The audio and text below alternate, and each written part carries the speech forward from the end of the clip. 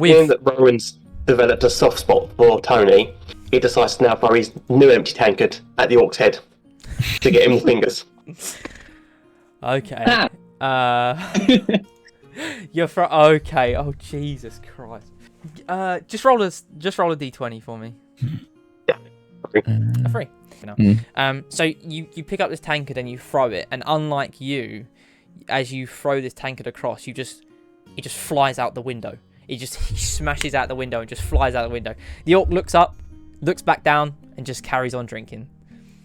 Like nothing happened. Britannia, that is you too many. Alfreda now kind of waddles up. She pulls out a notepad and she goes, "Okay, so I've got a." She points at Rowan. She goes, "Have you all done drinking now, or are you still going? Like, what's going on? We playing out the night? It's getting late." Kind of hurrying you along, wanting you to piss off, really. Thrum will turn to, is it Alfreda, you said? Yes. And be like, I will never be done drinking, but I'm actually looking for work. She looks down and she goes with her notepad and she kind of puts it back in her pocket for the time being, up on her breast pocket.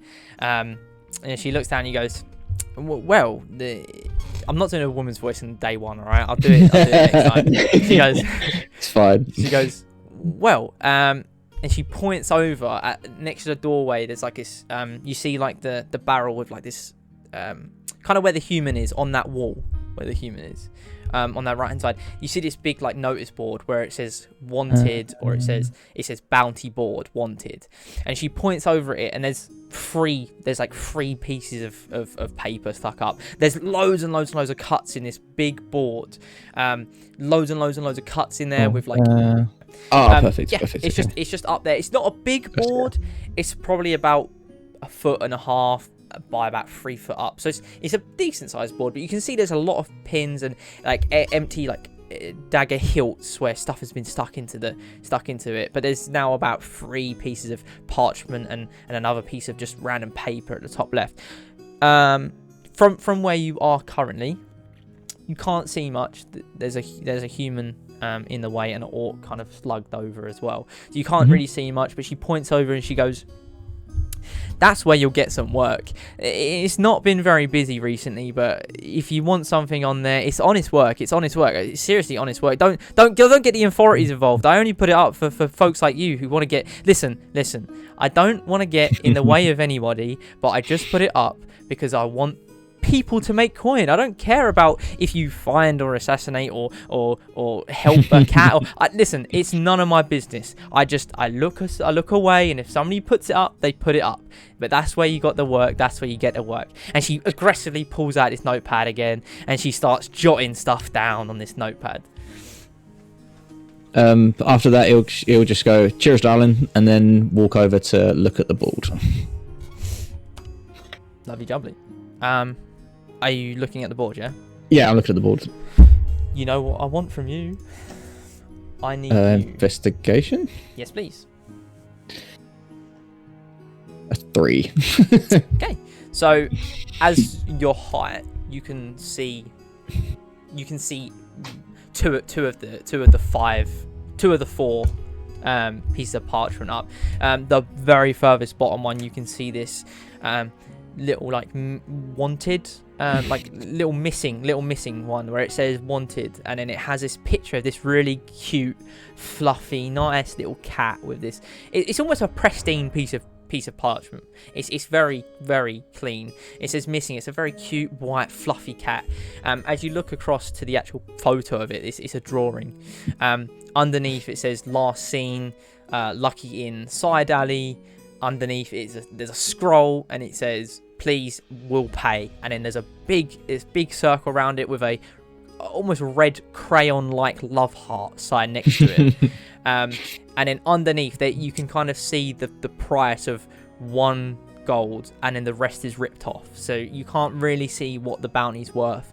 But at the bottom left, and you can see on the bottom left you can see this like kind of nice mural, and on the back you can see this lengthy document of where to go. Like you can see, it's really specific. This is Silverstone. Go here when you found it. Very specific. Okay. What was the other one? And the other one, yes, you did see too. And and the other one is this, literally just a opportunist wanted, and then underlined with this red kind of really dangerous line. Opportunist wanted. Underneath you have this investors needed, and it has this rag is tattered. It looks like it's been there for a while. Underneath it says investments needed of 100 gold plus. Underneath it says gentlemen's club opening in Silverstone. That's it. Okay, reading both these and not being interested in either, and obviously being too short, Throm will go over to one of the tables, grab one of the chairs, and the same way when he got up, will like slowly drag it across the room, just making as much squeaking and bumping noises as he can over to the board. And then literally while staring at everyone in the bar, like he's just dragging it backwards and just staring at the people in the bar. And then when he gets there, he will climb up on the chair to see if he can get a better look at the other two. Give us another one, please. Another investigation. Yeah. Yes, please. 19. Bloody hell. Okay. It's hard to pull out notes. Okay, so there's three more, and you can see very clearly what these three are. One of these parchments is basically ripped in half. It says bounty wanted, and it has this like top of this scaly head, but that's all you see. The rest of it's been ripped off. Chances are, like, as you know, it's a bounty board, so chances are it's already been taken. It's already been taken off, and somebody's either maliciously taken it off because they're trying to hide, or they've taken it off because they want this bounty. It's either been succeeded or not. You have no idea. As you scale across, you see this other one, very, very dirty, muddy.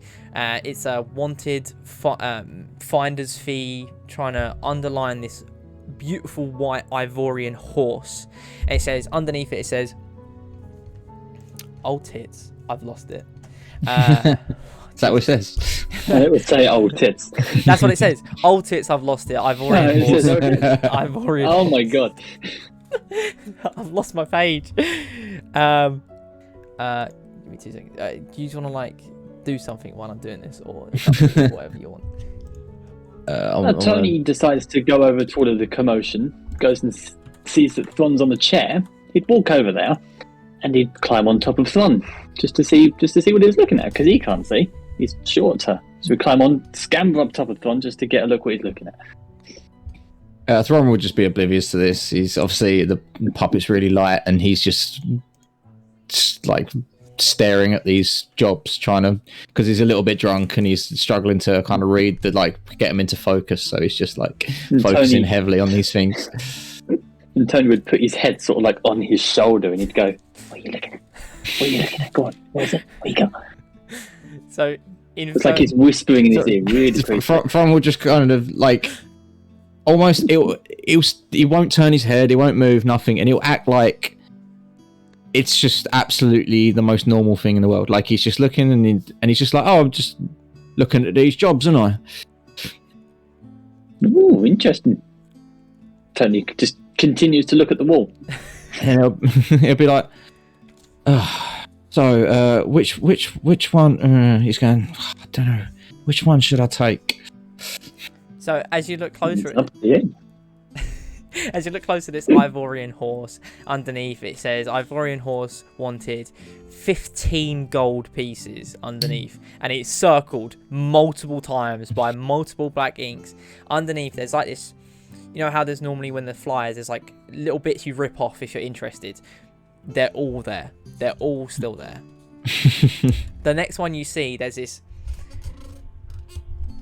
it's the biggest page on the whole board. It is the biggest page in the whole board. This nicely crafted parchment.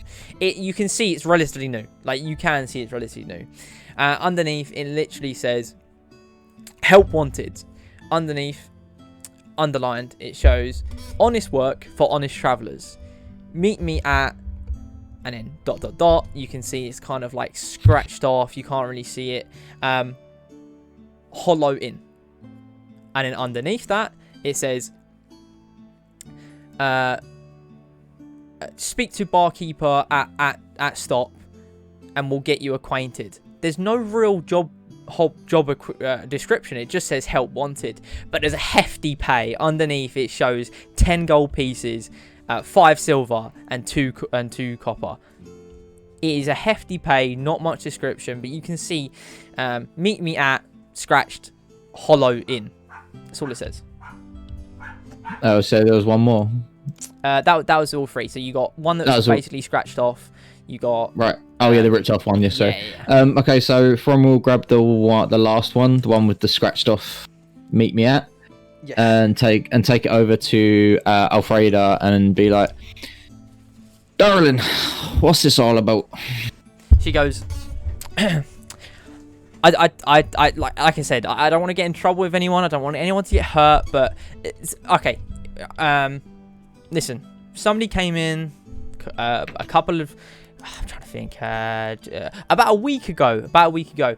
Big, tall fella, tall, dark, handsome. Put it up there. Put it because it's at the very top right. It said, put it up there. There's still a dagger stuck in, which you've taken now, right? Yes. Have you left the dagger? I would have taken. No, I would have just grabbed the paper and just ripped it. So the dagger's still in the ball. Yeah. Dagger's so still up there. She looks up. Yeah. She looks up. She looks startled. She's like, she looks down. She goes, listen. All I know, tall fella. He was wearing this nice leather. Listen, I shouldn't even be talking about these clients. I don't know who it was. It's work. It's honest work. It's nothing to do with me. And she kind of points. She kind of scurries you away. So Thron will be like, "Oh, come on, don't be like that. Why don't you just come over here and just give me some information on this here job?" And she give us a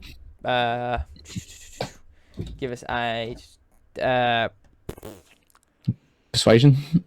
Yes, I didn't. Yeah, persuasion. I was trying to look for it. Persuasion check, please. 14. Oh, 15. Sorry, 15.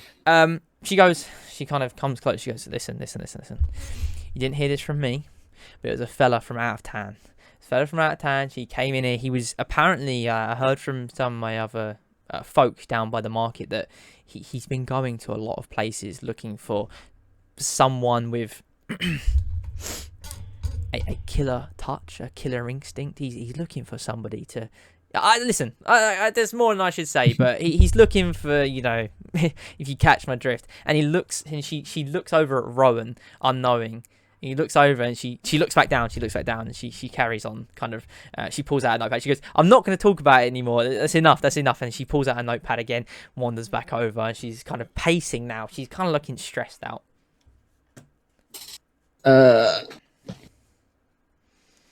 So seeing the way she looked at Rowan, I'll take the piece of paper over to Rowan and be like, the way that she's acting, I seem to think that you've got something to do with this. Sorry, one sec. He's made a runner. Professional DM. The most professional. I don't know. You've got no information on this. I'm asking you a question. This is funny. Mum? Where is she? He needs to learn to mute. Edit. He'll sort this in editing. It's fine. Oh, fuck it, you should leave all this in. Oh no, you should. Yeah, leave it in. Just even screaming in the background. Thank Christ. Jesus Christ. I'm so sorry. Oh, I'm so sorry. Jesus Christ. I've like, there's loads of foxes that live in our thing, and my dog was squealing like nobody's business out in the back, so I thought she got attacked, but don't worry, she's safe. Carry on. So you bring over the part. So yeah, bring the people, and in obviously now like the 8th accent that I've used, it literally goes, seem to think that you've got something to do with this. That barmaid acted very strange and looked at you. To Rowan. It's nothing to do with me, but based on what she said, it's the sort of thing I'm looking for. Me and my previous employer have fallen out recently, and I need a new source of income. Well, I'm also looking for something to do. I'm looking for a bit of work. I'm looking for Yeah, just something to keep me my mind occupied. This sounds like something that me and you could be quite enjoyable. Often work with people, but I don't have many options at the moment. Why not? So he'll walk back over to the barmaid, slam the thing down on the desk, and be like, "We're gonna do this one." Me and the elf over there. She looks over at you and she kind of looks confused. She goes, "Listen, I don't know how many times I have to tell you. I have nothing to do with this. I don't know if you want to poke holes anymore, but right, it's about time I get to the bill. Listen." And she looks at she looks at Rowan. She goes, "Listen, you've had 1, 2, 3. I know you've paid for 2 of them. But you need to pay for 2 more drinks. Thank you very much." She looks at Tony and she goes, "You know what? You took a handful of my food. That's at least 2 silver." And she looks over at Fron. She goes, "Yeah, You are mistaken. I didn't take the food. I took your vegetarian flies. She looks goes, well, somebody had it. Somebody ate it. And listen, I don't know if yous are together, but I need the payment. This is early. I'm looking at about 5 gold in damages. First of all, she looks over at Rowan. "Listen, you destroyed 2 of my tankers. My window's broken. I need 5 gold from one of yous at least, because this is disgusting. I'll consider your debt paid if you give me 5 gold, and I will not think of anything." Like I said, I can turn a blind eye.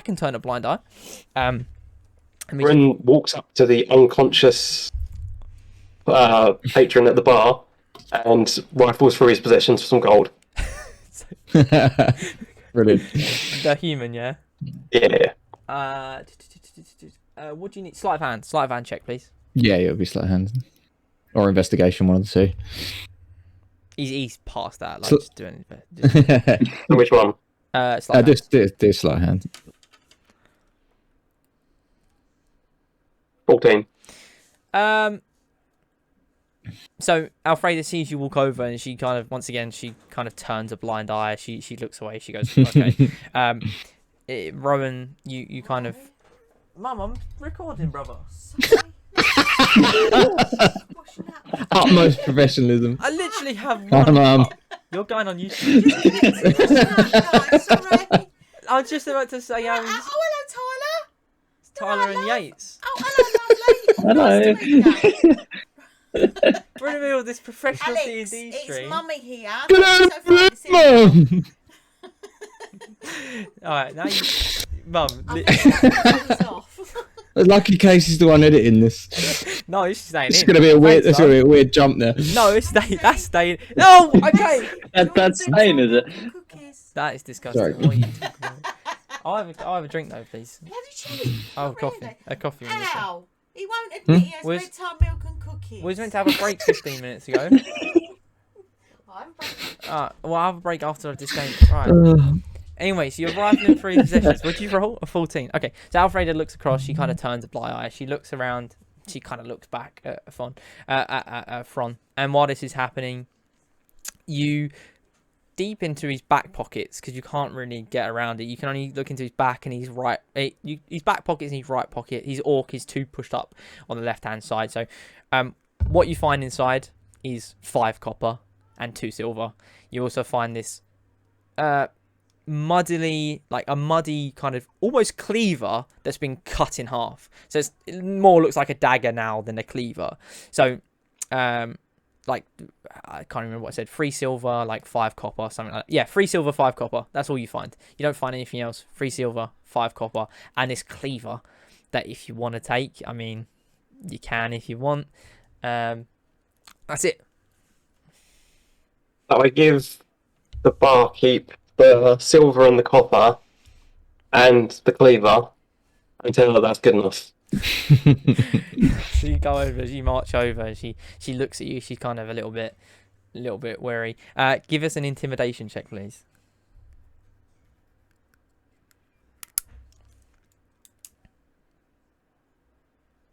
Anyone? She looks across, she goes, "Okay, as long as you don't be rifling around my stuff, I'll consider your debt paid. But this, you know, okay. He's the one who threw a mug through a window. She goes. Most of the day is his. All right. She goes, all right, okay. She's flustered. She's flustered. She doesn't know what's just happened. She's just seen these three ragtag, like some weird muppet, an elf, and a dwarf come in. She's explaining all this. She's exclaiming. She's going, okay. Listen. She points over at the human patron. She goes, he's not gonna remember. I'll just put the date on. I'll just put the debt on him. It's fine. It's fine. I'll give him like a 2 gold fine. Listen, you all guys, and she points at all three of you. She's kind of looking over, trying to find Tony. She's going, yeah, your debt's paid, but all I want is you. And she looks over at Tony again, even though Thron has got crumbs around his mouth. She looks over at Tony and goes, I want you to tell me how delicious my falafel was. And she looks at you. She goes, falafel, and she's waiting. Tony's this, but Tony's still looking at the board, just having a look at jobs, and he turned around and just sort of like this. Fuck is a falafel? And she goes, this is my creation, my passion is cooking. I love it so much. Anyway, falafel, the meat thing that you stole, the meat with the pastry. How was it good? Like, give me a review, man. Give me an honest review. Come on. While this is going on, because Thron's is obviously pretty drunk at this point, and he's decided he wants to do this job, and now he's decided that's what he wants to do. So he pulls a gold piece out of his pack, puts it down on the side, and says, "Look, if we just forget about all this, this is yours. You can do with it what you want." Then what he'll try and do is he'll kind of have a silver piece in his hand though, and try and swap them.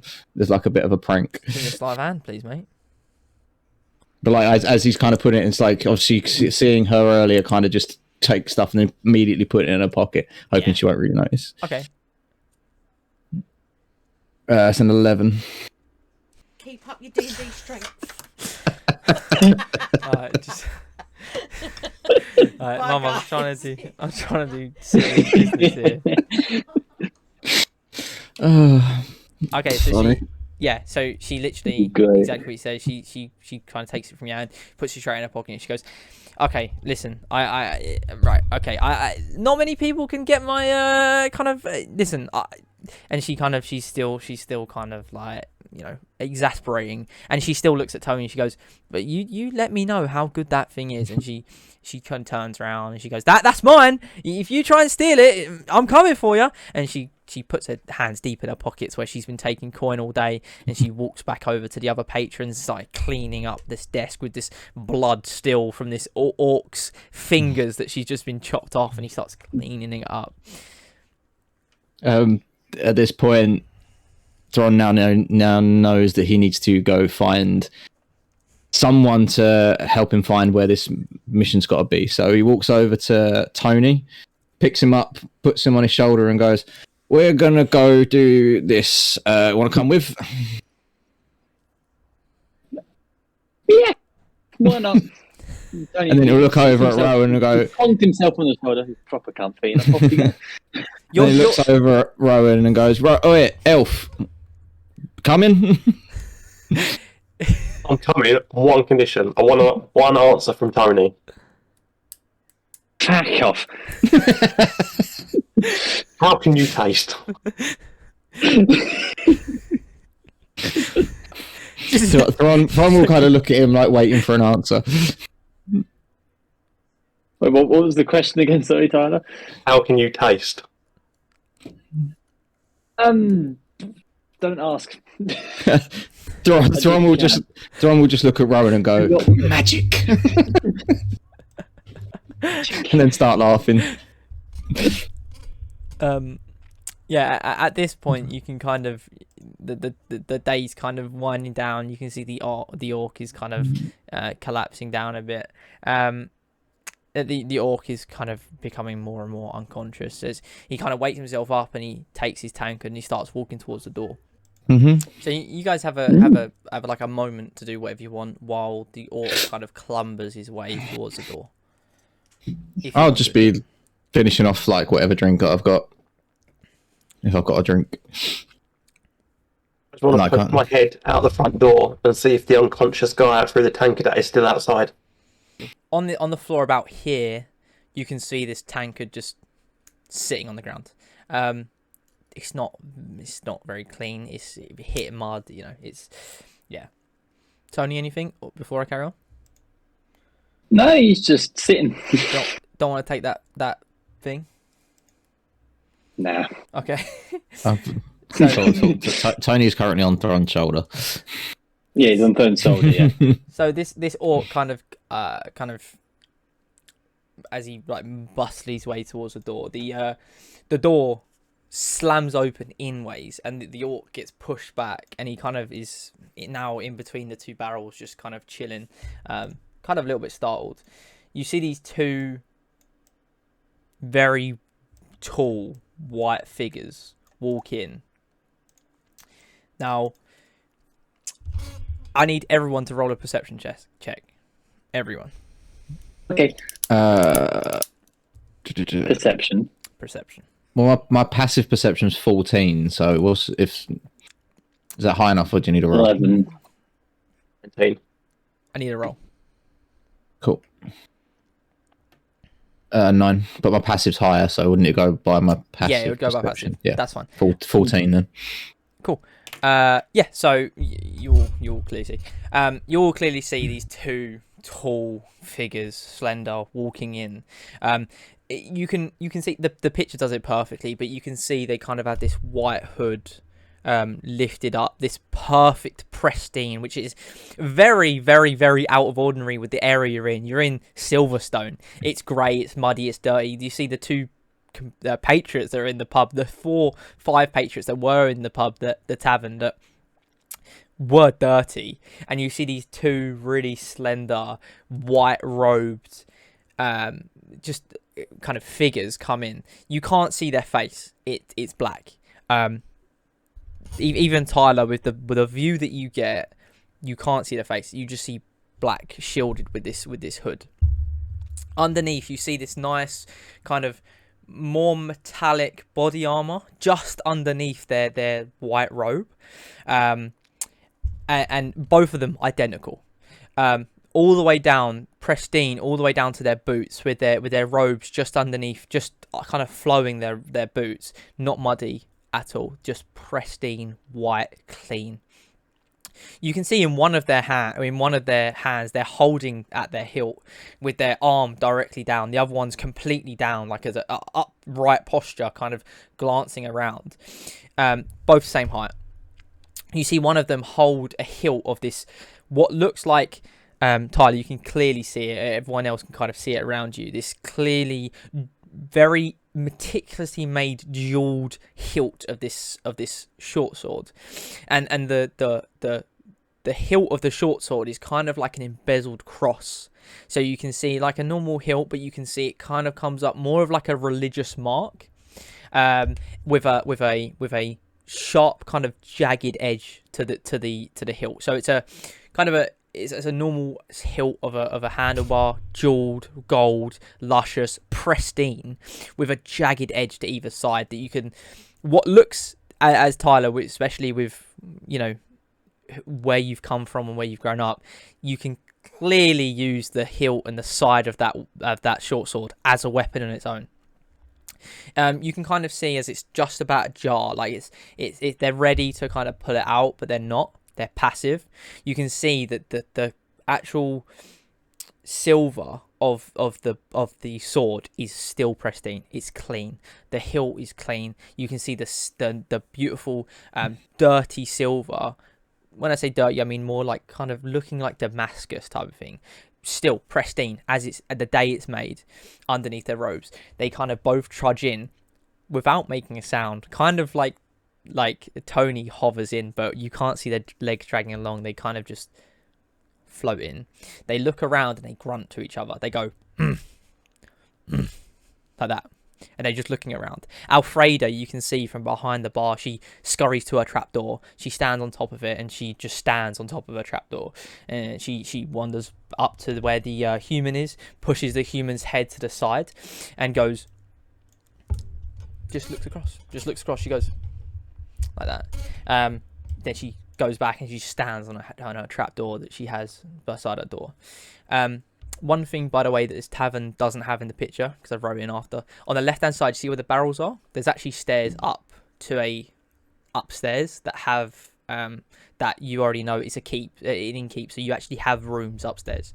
But she's just standing on top of a trapdoor. These two men, or figures, or people, or women, you don't know. These two figures walk in, they grunt to each other, and they just take a moment just to stand there, just overlooking. They can see this orc that they've just pushed down with two less fingers, just chilling. You can see that they can see the blood across the thing. They have very good perception. You have a feeling that they're looking at you at all times, but they might not be. All three of you get the same feeling. Do either of them have any like religious symbols or anything on them? They do. And what you've can I do a check to see if I recognise the symbol? You can.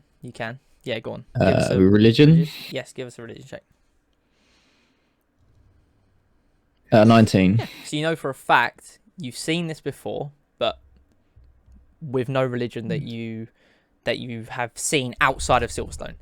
You can clearly see that these two people things have just come into these two beings have just come into this tavern, belong to the chapel on the highest hill. Like I said, the chapel that you've seen, they have this crest in their chest, but it's not noticeable as like flashy. It's not a specific religious mark. You just can tell that symbol is on the side of the buildings of the chapel.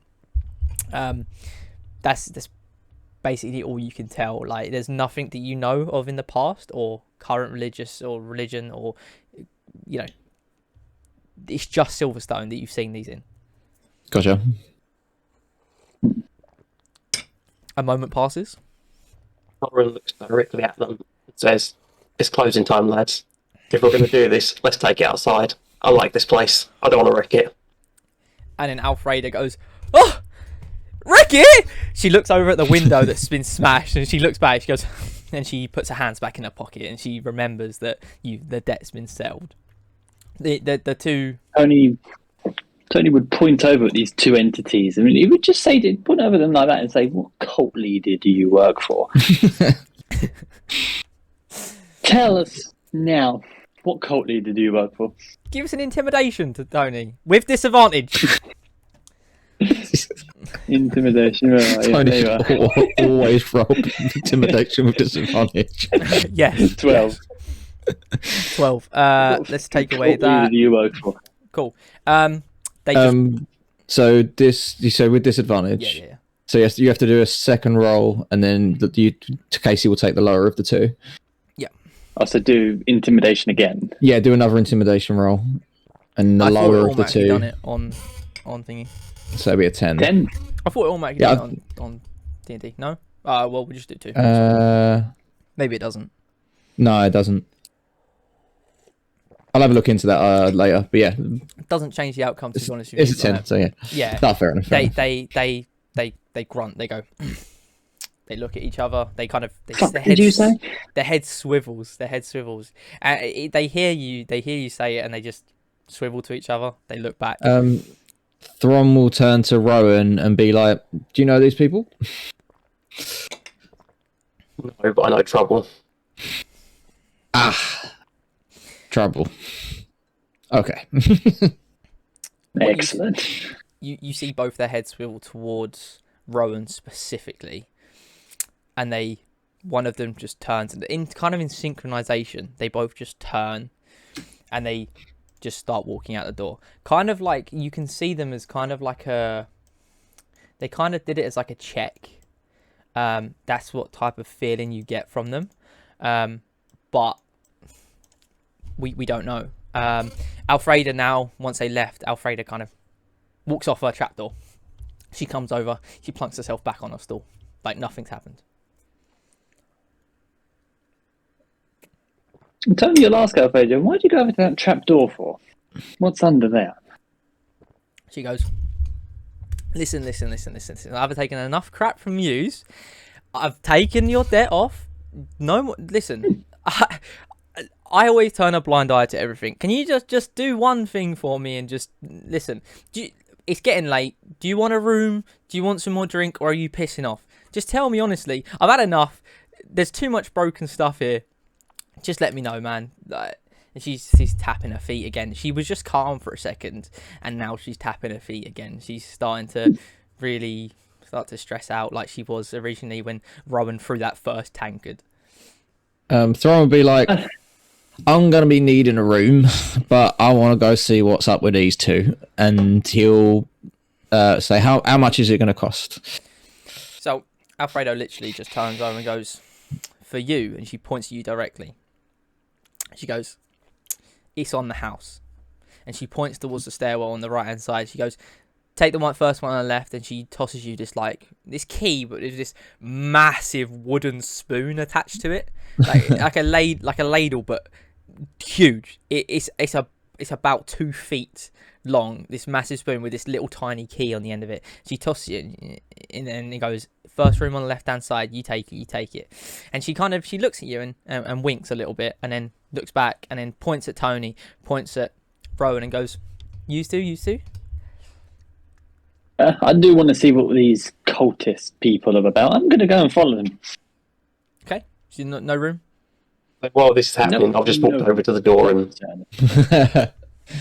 Okay. So you're peering out of the door? Yeah. Thrawn will follow Rowan with, I'm assuming... This massive spoon with a key on it. With Tony, yeah, with a massive spoon with a key, and I'm assuming Tony's still on my shoulder. Yeah, Tony will still be on the shoulder, yeah. Perfect. Yeah, your passive perception is good enough. Okay, so I think I'm gonna add the key to my thing. Custom. See, I know he's a puppet, but because he's called Tony, all I think about is Tony Harrison from the Mighty Boosh. Especially the fact he's on your shoulder. It's like the only impression that I can do. Go on, give us it. Let me try it.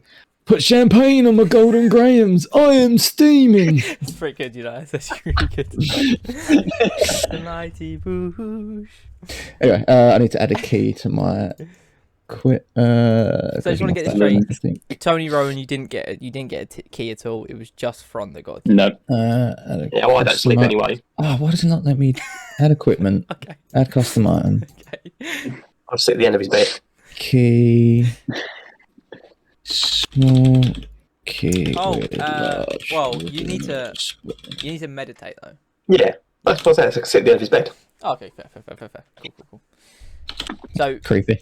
As you're peering out, because I'm assuming all three of you are bundled up. As you're peering out, you can see this long, kind of narrow way, and you can see basically the way that as it works is there's 3 kind of hills. You've got the lower level where the marquee is. Let's just show you the map. What time is this currently? I'm assuming late. Very dark. So Very dark. I have almost dark midnight. vision. Yes. I don't know who else does. So does, Yeah, I've got it so does too. Tyler, but Halfling doesn't, so you don't, Tony. Nope. I think I've got 60 feet.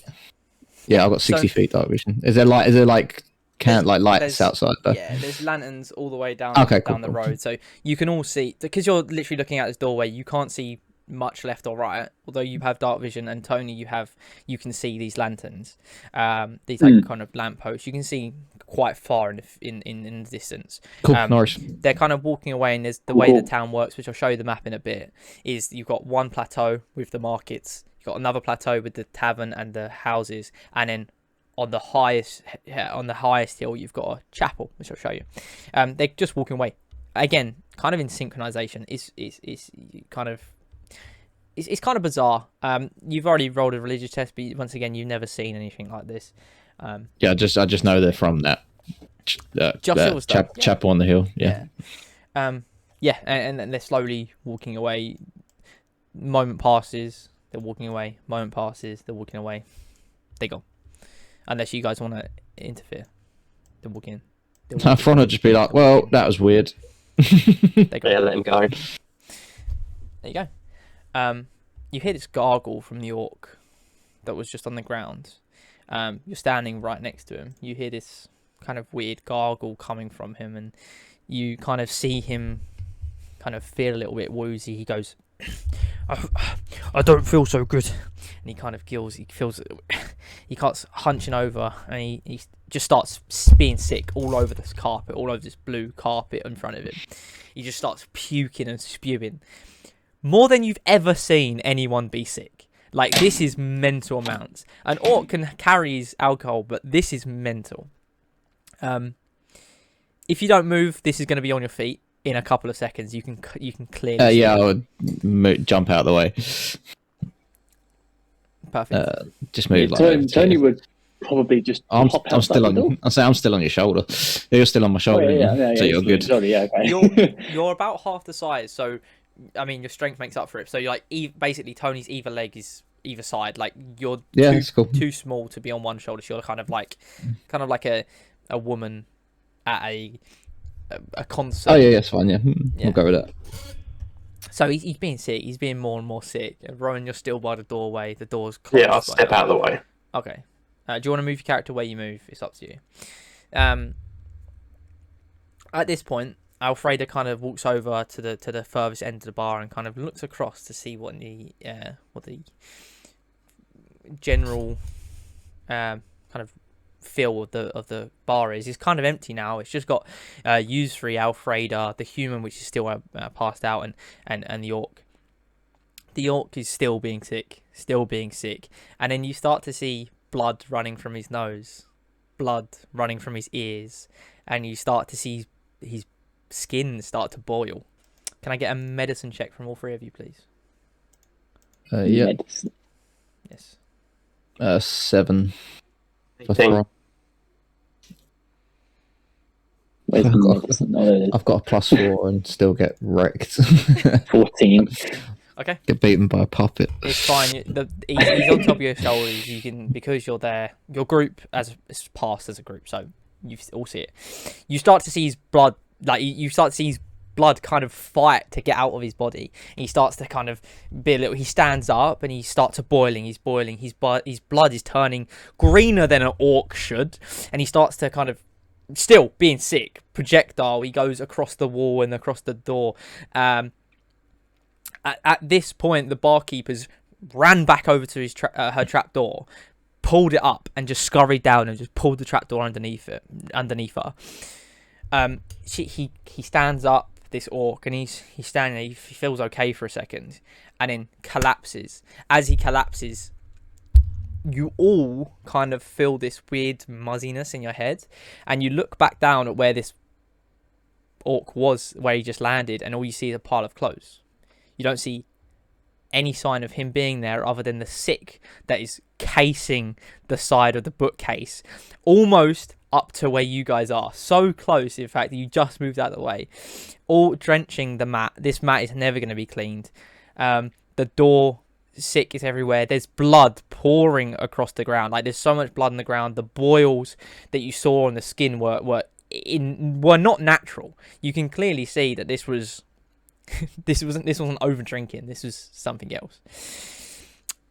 There's just a pile of clothes where the orc was, with 2 fingers and a sack, with just a sack, and then his dagger sitting next to the clothes, still hilted. Can I do a check to see if I recognise like the spell or if it was magic that caused it? Yeah, arcane check. Arcana check. 11. The most you can really see is that if this was a spell or something like that, it would be a conjunction of spells. It wouldn't just be a specific thing. If it was, it would be multiple. There's nothing that you know of that is one specific spell that would turn this orc into what has just happened. Gotcha. A moment passes.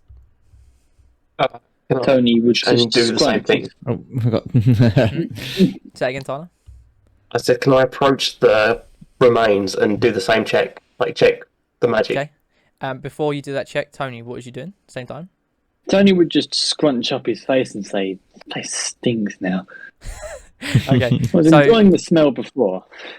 do an Arcana check as well, Tyler. A bit better. 19. Okay. Yeah. It's definitely magical. There's no other way around it. But you still can't pin down a specific skill or a spell this would be. But it's definitely magic. Like it's malicious magic as well. Yeah, you know from who you are that this is malicious. Like there's not there's not. It's a gruesome way to kind of almost go if you can't see him. So he might be presumed dead. We don't know, but it's gruesome. It has to be malicious and it is magical. But I think at this point, Thron would run outside. As I start to kind of run, would Tony stay on my shoulders or would he jump off? I think Tony would probably jump off just to have an investigate, just to see, just what the. How can I say this? Just to see the mess that has been made. Okay. So. Cool. You jumped off, you're heading towards the close, and Thron has beelined towards the door.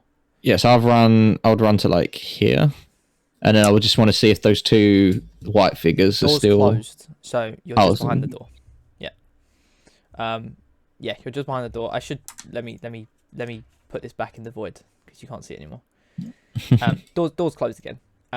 So at the same time, go on. My intention is to run up, open the door, run outside, and see if I can still see the two white figures floating around. Give us a strength, just a standard strength check. 20. Yeah, so you just not natural. No, it's fine. So you brush open the door, you run outside. You've got dark vision and lanterns. Yep. The two figures, the two embodiments that kind of came into the tavern, nowhere to be seen. It's been maybe 3 minutes or so since they last left, maybe 2 minutes or so since they last left. There's nowhere to be seen. You can still see how, because it's so dark, you have dark vision, but you can see the lanterns that are popped around. Even though your dark vision is only 60 foot, you can still see that chapel at the top of the Hall's Hill, with a kind of like a sigil of a beam of light in its clock tower. Nothing out of the ordinary, just you see it, but they're nowhere to be seen. Okay, I'll go back in. Okay, go back over to these two. So you head back in. So after Rowan's finished checking the magic, he then starts rifling through the sack, looking for some gold. Before you do that, Tony's up against it. So let's quickly do Tony real quick. So Tony, what are you doing? Running? You're investigating how, or are you just looking at it? He's having a look at the blood that's on the floor, just seeping through the wood. Okay, that's fine. And then Tyler, you run over to the sack, yeah? Yeah. Give us a perception, is it? What's he trying to do? Just look through. Investigation. Investigation, that's the one. Thank you. Investigation check. Yeah.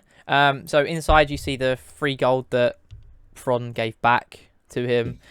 You see his almost Daedric dagger looking thing on the ground. And inside the bag, all you really see is 3 silver, 2 copper, and a couple of like little odds and sods, like a ring band, like just a standard ring that you can see. A couple of pieces of paper that have like scribbled notes on them. It also has this piece of paper scrolled up that you can make out there's some writing on there, but I don't know if it's any significant value. But you can see 3 silver, 2 copper. We'll take the 3 silver and 2 copper. Add that to your... And then give the rest of the stuff to Tony to look through. Okay. So you just...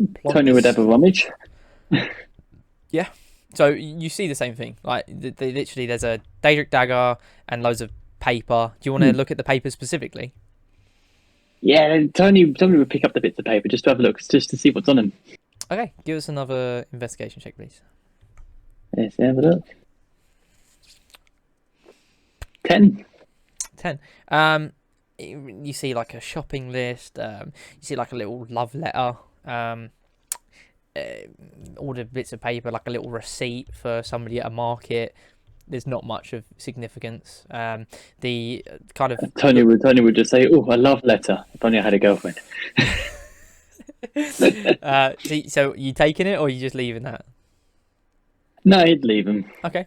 And the Daedric Dagger doesn't look like it's a significant value. It just looks like, you know, he's a standard homestead orc. Like there's not much. Anyone else? I think Cool. that's it. So as you're looking through all this gear, Franz come back in.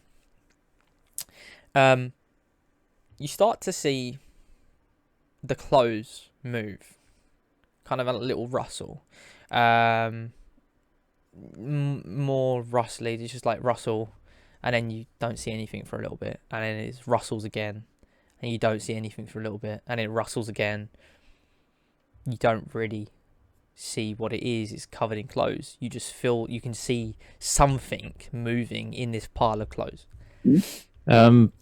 Seeing the movement, Thron will move back over to his gear in the corner, pick up his shield, and leave his pack on the floor. And then equip his mace. So he's now got his shield in one hand and mace in the other. Okay. Just because he just has a bad feeling. It's still rustling on the ground. Every couple of, not sporadically. It's not going crazy or anything. It's just move. A moment passes. Everyone reaches down, grabs the clothes, and pulls them up to see what's underneath. Okay, and it's quite clear. There's not much you can't really see. There is a small frog just on the ground. It's covered in blood, mucus, and sick. Like, it is covered, but it is a frog. It jumps towards you, Tyler, just hitting your foot, and then scurrying around. He's still in visual vicinity, but you can clearly see there's just a frog on the ground. Tony would just hop on over just to investigate the frog, and he'd go over to him and say, "Do you want to be my friend? Let's be mates." The frog kind of... He's jumping around everywhere, isn't he? Yeah, he's jumping around everywhere, but he's kind of sat back a little bit and looks into you.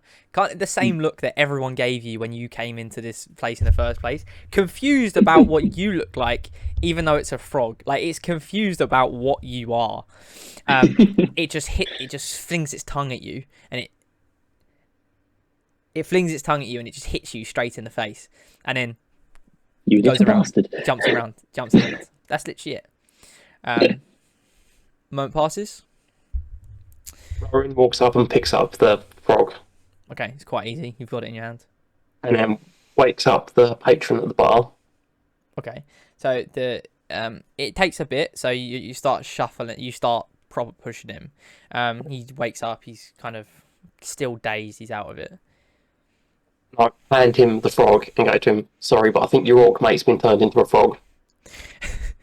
So as you hand him this frog, he kind of has it in his hand, and he looks at it, and he just starts crying, and then just immediately vomits all over this frog that's already covered in sick and crap and everything, just sick all over it. This frog then starts scurrying around, and the barkeep comes over and just swats it out of the window that you threw the tankard through. He just flies through and lands on the ground. It's gone. No, my friend. I think Thron at this point will just be like, I think I need to sleep. And he'll kind of make his way towards the room. So left hand side where the barrels are, that's where the stairs are. Yeah, so he'll be like, it's like, we'll say the little thing there's stairs, yeah. Yeah. On the left hand side, so more like here. Right, gotcha. So not behind the bar. So just there. pretend the barrels are stairs, yeah. Yeah. Cool. Yeah. So you head to the stairs. So this frog is now. He's basically jumped out that window that you've seen, and he's dipped. Anyone doing anything? No. Cool. So the barmaid basically just looks over. Alfreda basically just looks over, and she goes, she kind of just wipes it off. She wipes her brow and she goes, that's it, I'm closing early. She goes, final call, this is it, final call. And she smacks the human patron that was that was awake but tearing up as he's sick all over everything, and he kind of stands up, stumbling, kind of feeling like a fever dream, and he just climbs out of the already broken window and just flops down on the ground just outside it. There's a customer announcement. This is a customer announcement. So yeah, so at this point, Fron. Curiosity, do we have to stay together, or can we separate a little bit? Yeah, we can separate as much as we want. You can do whatever you want. Yeah, you can skedaddle. Alright. Because I want to go investigate the church a little bit while it's dark. Right. Okay. That the church is about. It's a good 20-minute walk away. Alright. You want to walk the 20 minutes? Sure, why not? Okay. All right. Well, we'll say at this point, Fron's gone to bed. He's asleep. It's like peak midnight. Let's also say Tony wants to go and investigate the church as well. Okay. Just to see where see if he can find those culty people. So you don't see much right now. I know you have dark vision, but it's pretty much empty everywhere. There's not much happening. Obviously, it's dark. That's fine. You can go up and have a look at the church. So after about a 20-minute walk, it's about in real life terms, it's about 5 o'clock in the morning. Like it's about 5 o'clock in the morning. Now, you let's say you went out of bed about 3:30 or so. You've kind of made it at 4:30 or so. You've kind of come round. By the way, Fron, you're going to get a long rest after this. If they go to bed, they'll get a short rest. You kind of go around. Not that you've fault, but you kind of go around. You've kind of arrive at this chapel. When you go up to these stairs, the first bit, you kind of walk past the marketplace and you see these grand stairs. There is just a massive fence, and all the way around you see this beautifully kept hedge outside, with a small hedge, and then behind that you see a very tall, maybe 10-12 foot fence with spikes on the top, but with like a nice ruby spike. So it's not malicious, it's not aggressive, it's more of a feel. There is what you can see on the door of the main fence. You can see there is big signs, 2 big wooden signs, planks there.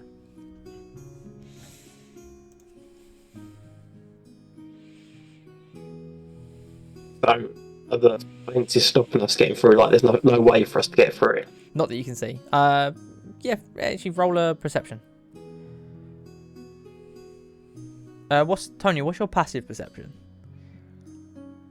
I have You're a no halfling idea. as well, so It's on the left-hand side, just under senses. You've got passive perception, passive investigation, and passive insight. Okay, yeah, so it's like yeah, no. Tony, you can't see anything, mate. All you can see is a glimmer on Blind. Yeah, all you can see is there's like a nice light by the doorway, and then apart from that you see a light at the top of the chapel. That's it. Can't see shit. Can I pick Tony up and throw him over the fence?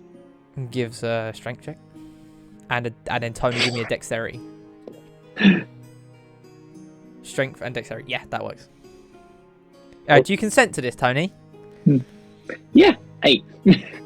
You pick him up, and as you try and lunge him, you feel the weight of him. Although you're quite strong yourself, you just feel the weight of him, and Tony just flops on the ground about 3 meters in front of you.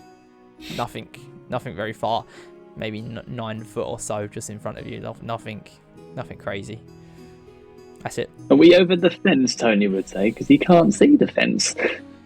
All he can see is a light in the distance. I would attempt. I mean, Tony, you are close enough to the door to see the signage, but you haven't got dark vision, so you can't see it. You can just you can see the fence kind of poles come down, and then you can see the big wooden plaques. That's it.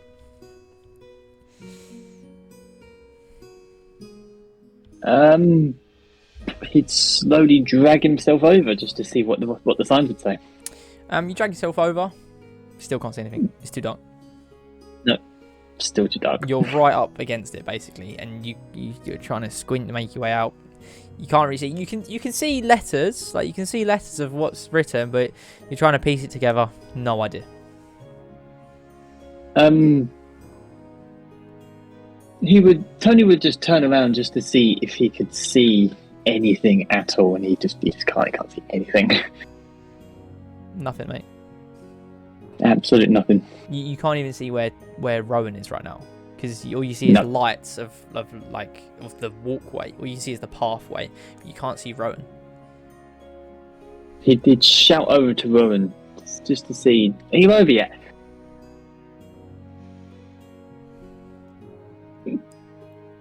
This is pointless. Let's just head back to the tavern for now and find Thorn.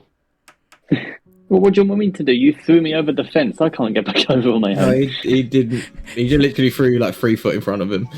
Yeah, that's what he said. He doesn't know where he is because it's so dark. Oh, so, yeah. He thinks he's open the fence. Yeah, Rowan walks over to one of the lights so that he can see him, or the lamplighter. Yeah, so yeah, you can see each other. You can meet up. Like you're once again, like if you walk back to the tavern, it's about a 20-minute walk or so. Still, your whole journey. Tyler, you have night vision. There's no sign of these two things, by the way.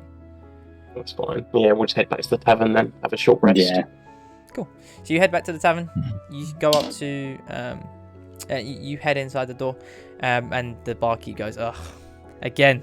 I thought I got rid of you. I thought I got rid of you." And then she comes over. She goes, "All right, what can I get you? No more alcohol. No more alcohol." It's like 4. It's like 4:30, 5 o'clock at this point. We're just heading up to the dwarf's room. He can't sleep without this one. Okay. Can you give me a persuasion check, please?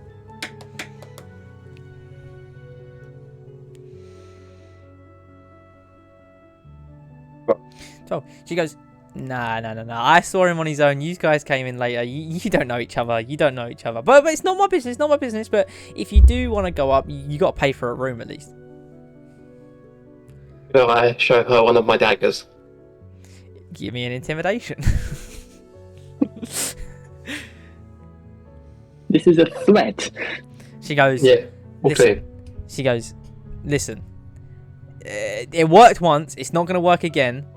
If you want a room, it's 1 gold a night, okay? It's pristine, beautiful accommodation. If you head up there, mate, listen, you just pay the gold just to even look at the room. You don't even have to stay in it. It's just, listen, that's not going to work again. If you wanna buy a room, if you wanna go up there, you can do what you want with your mate. Listen, I only clean the sheets after, okay?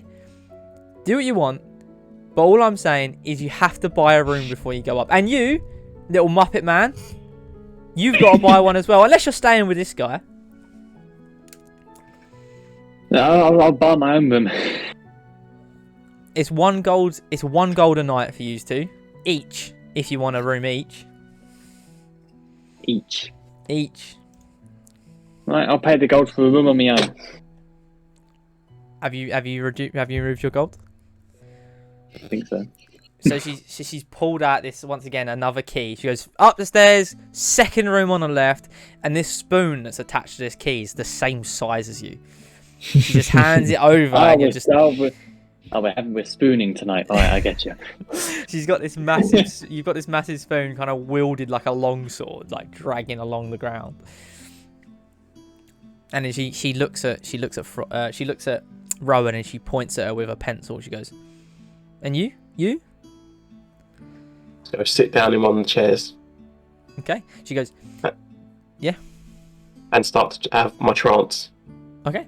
So she goes, wait. Before you go over, listen. Breakfast is served at 6 until 8. No later. You can't have breakfast. But because you haven't got a room, you have to pay. And then she shouts up to Tony. I'm assuming you're walking upstairs, Tony. Yeah, I'm walking. Oh yeah, hang on. She shouts up at Tony. I'm going to be climbing up the stairs for him. Yeah. Well, no, it's big enough. He's waddling up. He's fine. Basically, she shouts over. Up the stairs. She shouts over at Tony. She goes, "You, breakfast is on the house because you bought the room, so never mind. And if you see your dwarven friend up there," and she kind of like adjusts herself her shoulder. She goes, God. "Let him know it's free as well." And then she gets back to work. I'll have it all. I need all the food. So at the moment, Tony's upstairs with. well, in his own room. Yeah. Anyone want to do anything?